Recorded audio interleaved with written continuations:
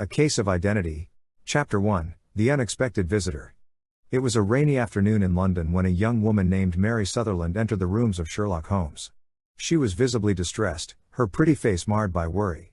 Holmes, seated in his customary armchair, looked up with keen interest as she approached. "Mr. Holmes, I come to you with a desperate plea," she said, her voice quivering slightly. "I need your help to find my fiancé, who has disappeared without a trace." Holmes leaned forward, intrigued. "Please tell me all about it, Miss Sutherland." Mary explained that she had been engaged to a man named Hosmer Angel, a mysterious figure who had captured her heart. They had met in a shop where she worked, and he had been unlike any other man she had encountered. Their courtship was brief but intense, filled with romance and promise. However, just before their wedding, he had vanished. "Just 2 days before our wedding, he received a letter and disappeared," Mary continued, her eyes brimming with tears. "I have received no word from him since." Holmes listened intently, his fingers steepled together. "What do you know about this Hosmer Angel?" "He was always very secretive about his life," she replied, "but he assured me he loved me. He even wrote me a letter before he disappeared, but it was only a few lines, and I have kept it ever since." Holmes asked for the letter, and Mary produced it from her handbag. It was a simple note, expressing his deep affection but also his concerns about the future. "This is very interesting," Holmes murmured as he examined the handwriting. "Tell me, did you ever meet his family?" Mary shook her head. "No, he said he had none to speak of, that he was an orphan. He always avoided discussing his past." Holmes's brow furrowed in thought. "You mentioned that he had a rather peculiar appearance?" "Yes. He wore glasses and had a very distinct mustache, but he seemed to be very particular about his appearance. I often wondered why he did not want to show me more of his life." Holmes stood, pacing the room. "I will take on your case, Miss Sutherland. Let us uncover the mystery of Hosmer Angel." Chapter 2, Uncovering the Truth. The following day, Holmes and Watson set out to investigate Mary's case further. They visited the shop where she worked to gather more information about her fiancé.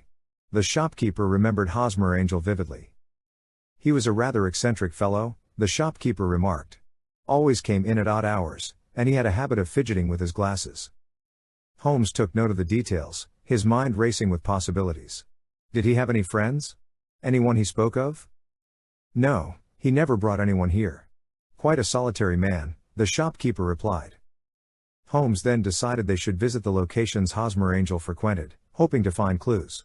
They traveled through the streets of London, speaking with various shopkeepers and acquaintances. However, every lead seemed to lead to a dead end. That evening, they returned to Holmes's lodgings, where he began to piece together the puzzle. "Watson, I find it most peculiar that we have not uncovered any tangible evidence of Hosmer Angel's existence. It is as if he was a ghost." Watson nodded in agreement. "Indeed, it seems he was more of an illusion than a reality." "Exactly," Holmes replied, his eyes sparkling with excitement. "We must visit Miss Sutherland again.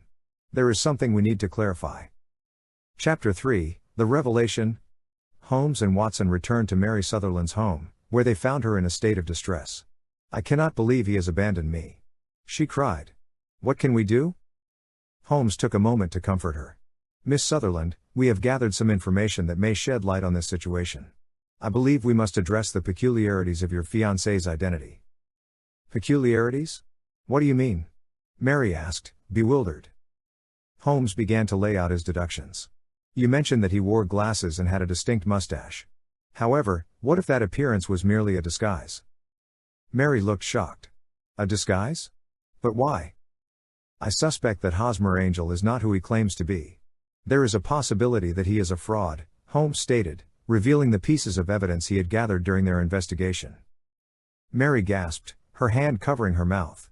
"You cannot mean that he was pretending to be someone else." "I believe he had ulterior motives, perhaps to gain your trust and access to your finances," Holmes continued, his voice steady. "However, if he was indeed the man you fell in love with, then he might not have meant you any harm." Holmes had a plan. He proposed to set a trap to lure Hosmer Angel back into the open. He would stage a scenario that would force him to reveal himself. Chapter 4, The Unmasking. Holmes arranged a meeting with Mary, instructing her to place an advertisement in the newspaper, calling for Hosmer Angel to come forward. They set the date and waited in anticipation. On the day of the meeting, Mary was anxious, but Holmes reassured her. "Have faith, Miss Sutherland. If he is indeed a man of integrity, he will respond. Hours passed, and finally, just as the sun began to set, a figure appeared at the door. Mary's heart raced as she saw a man resembling Hosmer Angel step forward, but something was off. He was different, no glasses, and the mustache had vanished. "Mary, my dear," the man began, but his voice faltered when he saw Holmes standing beside her. Holmes stepped forward, his eyes narrowing. "You are not Hosmer Angel, are you? You are a fraud." The man hesitated, and then panic set in as he realized he had been caught. I can explain," he stammered, backing away. Holmes advanced, revealing his deductions. "You are an imposter, and it seems your intention was to deceive Miss Sutherland for your gain. Who are you really?"